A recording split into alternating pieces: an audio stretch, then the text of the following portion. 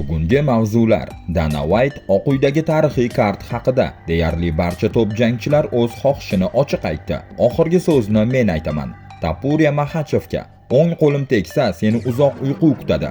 Jay Apateya Zuffa boksing tarixidagi ilk titul uchun jang qiladi. Adesanya faoliyatini yakunlagach rejalari haqida. DJ bo'lishim mumkin, ammo Gollywooddan ham takliflar bor. Agar siz haqiqiy jangchilar ruhini his qilishni xohlasangiz, bu kanal aynan siz uchun. Bu yerda shunchaki sport yo'q. Bu yerda xarakter bor. Bu yerda mehnat, intizom va chempion mentaliteti bor. Har bir like bu qo'llab-quvvatlash. Har bir obuna bu biz bilan bitta jamoaga aylanish degani. Agar siz ham oktagondagi ruhni, haqiqiy jang kayfiyatini his qilmoqchi bo'lsangiz, hozir like bosing va kanalga obuna bo'ling. Eng zo'r MMA, UFC va boks kontenti aynan shu yerda. UFC prezidenti Dana White 2026-yil yozida AQShdagi Oq uy hududida o'tkazilishi rejalashtirilayotgan yirik turnir haqida fikr bildirdi. Bu masalani aynan shu hafta hal qilamiz. Bu event o'ziga xos, tarixda yagona bo'ladigan shou. Bunday turnir boshqa hech qachon takrorlanmaydi. Amalda deyarli har bir top jangchi ochiqchasiga chiqib, men shu kartda jang qilmoqchiman deb bayonot berdi. Bizda bu turnir qanday ko'rinishda bo'lishi bo'yicha to'liq video vizualizatsiya bor. Tasavvur qiling, Oq uy fonida oktagon, elita darajadagi jangchilar, chempionlik ambitsiyasi bilan yonayotgan sportchilar. Ishonchim komil, sportni yoritadigan ko'plab jurnalistlar ham, oddiy muxlislar ham ilgari Oq uyda bo'lmagan. Bu joyning o'ziyoq voqeani global miqyosdagi shouga aylantiradi. Biz ishga kirishsak, natija albatta yaxshi bo'ladi va oddiy emas, katta qilib, shov-shuv bilan. Bu haqiqatdan ham alohida tarixiy oqshom bo'ladi deya Whitening so'zlarini keltiradi MMA Fighting nashri.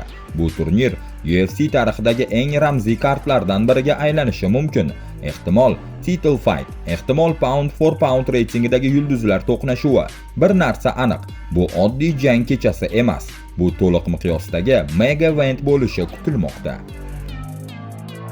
UFC yengil vazn reytingida ikkinchi o'rinni egallab turgan Arman Tsarukyan o'zini nafaqat diviziondagi eng kuchli jangchi, balki eng zo'r grappler, eng kuchli kurashchi deb hisoblaydi. Bu fikrni u afsonaviy sobiq chempion Demetrius Johnson bilan o'tkazilgan qo'shma trening paytida aytdi. UFC'da seni kim kurashda yenga oladi deb so'radi amerikalik. Hozirda yengil vaznda hech kim. Menda xavotirga o'rin yo'q. Oldin bu Islom edi, lekin u yuqoriga ko'tarildi. U ortiqcha energiya sarflamaydi. Jangni juda hisob-kitob bilan sovuqqon olib boradi, dedi Tsarukyan. Arman ilgari chempionlik kamari uchun nafaqat yengil vaznda, balki yarim yengil vaznda ham jang qilishga tayyorligini bildirgan edi. Bundan tashqari, u Max Holloway va Charles Oliveira o'rtasidagi to'qnashuv g'olibiga qarshi BMF kamari uchun chiqish ehtimolini ham inkor etmadi. Ya'ni, Tsarukyan hozir shunchaki reytingni saqlab turishni emas, balki title shot yoki hatto maxsus BMF jangini ham ko'zlamoqda. Eslatib o'tamiz, Armanistonlik jangchining navbatdagi chiqishi 28-fevral kuni Tempe shahrida o'tadigan RAF 6 grappling turnirida bo'ladi. U yerda u amerikalik George Poullesga qarshi gilamga chiqadi. Bu MMA emas, sof kurash sinovi bo'ladi va Tsarukyan uchun bu diviziondagi eng kuchli kurashchi degan da'vosini amalda isbotlash imkoniyati. Super og'ir vazn toifasida WBO yo'nalishi bo'yicha jahon chempioni Fabio Wardley 9-may kuni Manchesterda o'z kamarini ilk bor himoya qiladi. Britaniyalik bokschining raqibi esa uning hamyurti Daniel Dubois bo'ladi. O'tgan yil oktyabr oyida Wardley Yangi Zelandiyalik Joseph Parkerni 11-raundda to'xtatib WBO vaqtinchalik kamarini qo'lga kiritgandi. Keyinchalik mutlaq chempion Alexander Usyk u bilan ringga chiqishdan bosh tortib WBO kamarini bo'shatdi va natijada Wardley to'liq huquqli jahon chempioniga aylantirildi. Dubois esa so'nggi bor o'tgan yil iyul oyida ringga chiqqan. O'shanda u mutlaq jahon chempionligi uchun kechgan jangda Usykka qarshi 5-raundda nokautga uchrab, IBF kamaridan ayrilgandi. Shunga qadar Dubois 3 janglik g'alabali seriyada edi va oxirgi chiqishlaridan birida mashhur britaniyalik Anthony Joshuani ham 5-raunddayoq nokaut qilgan. Endi esa Manchesterda og'ir vazn divizionida jiddiy to'qnashuv kutilyapti. Bir tomonda birinchi marta titul himoyasiga chiqayotgan chempion, ikkinchi tomonda o'zini yana elita darajaga qaytarishni istayotgan kuchli nokautchi. UFC'ning yengil vazn chempioni Ilya Topuria Islom Makhachev bilan ehtimoliy super jang haqida keskin bayonot berdi. Uning fikricha, u Makhachev oktagonda to'qnash kelgan hech bir raqibga o'xshamaydi. Bu hamma ko'rishni istayotgan jang, lekin negadir u qabul qilmayapti. Gap esa juda ko'p.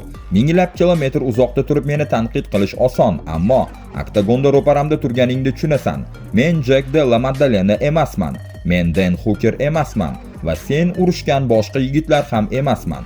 Men butunlay boshqachaman va o'ng qo'lim bilan aniq urganimda seni juda uzoq uyqu kutayotganini o'zing ko'rasan deya El Matadorning so'zlarini keltiradi Home of Fight nashri.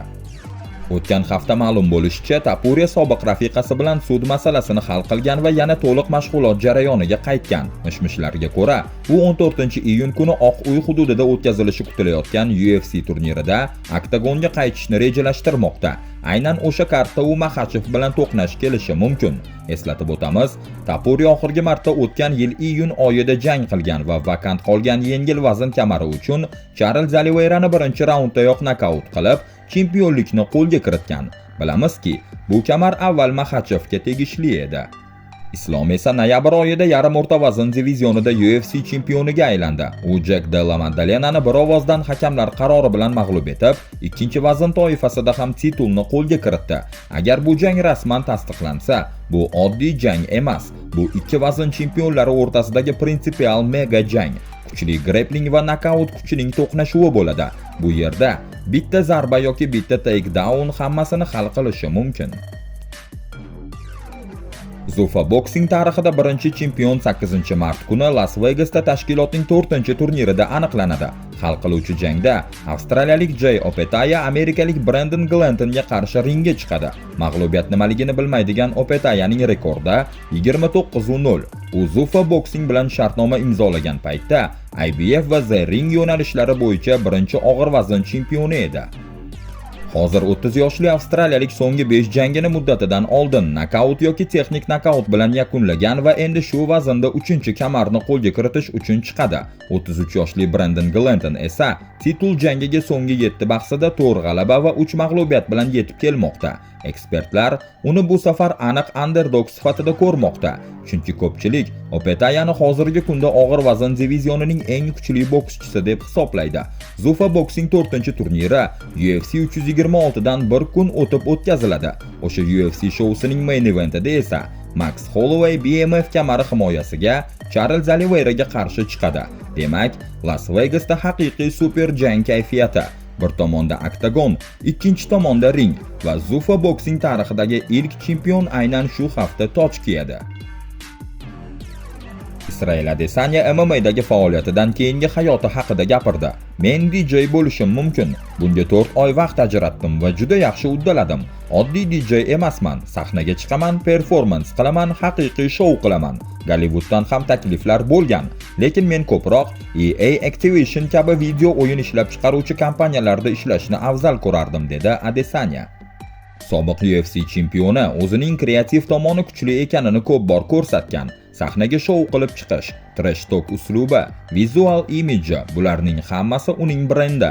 Endi esa u o'zini o'yin kulgi va gaming sanoatida ko'rayotganga o'xshaydi. Ma'lumot uchun, Adesanya 29-mart kuni Seattle'dagi UFC Fight Night turnirida amerikalik Joe Pyferga qarshi oktagonga chiqadi. Pyfer hozir 3 jangli g'alabali seriyada. Adesanya esa aksincha, so'nggi 3 jangini boy bergan va bu safar u uchun deyarli so'nggi imkoniyat darajasidagi comeback jang bo'lishi mumkin. Agar u yana mag'lub bo'lsa, ehtimol DJ pulti yoki gaming industriyasi uni oktagondan tezroq kutib olayotgandir. Lekin g'alaba qozonsa, yana katta janglar haqida gapira boshlashi mumkin.